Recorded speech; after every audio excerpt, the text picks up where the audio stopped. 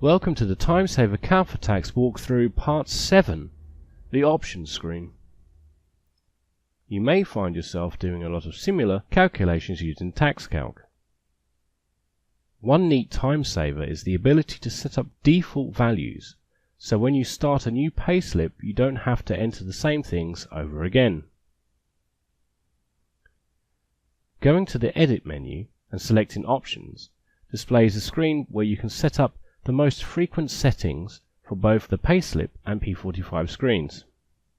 If you have watched the previous walkthroughs, you will recognize most of the values displayed here. Default function selects which tab is displayed when you first start the software, the payslip or P45 screen. Your job this month may be just checking P45s. You may be calculating weekly or only using table method. There are even defaults for the number of working hours and days for the salary calculator we talked about in part 2. Here is where you set the default pay group and company name. You can even select a logo to be displayed on the payslip if need be. Need to select a different payslip layout?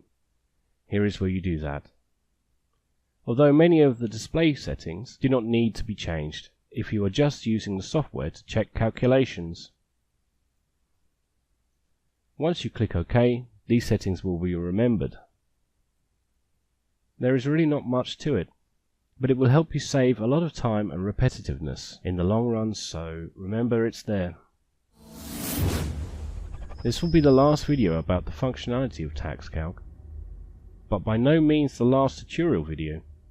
So make sure to leave suggestions for future videos in the comment section below.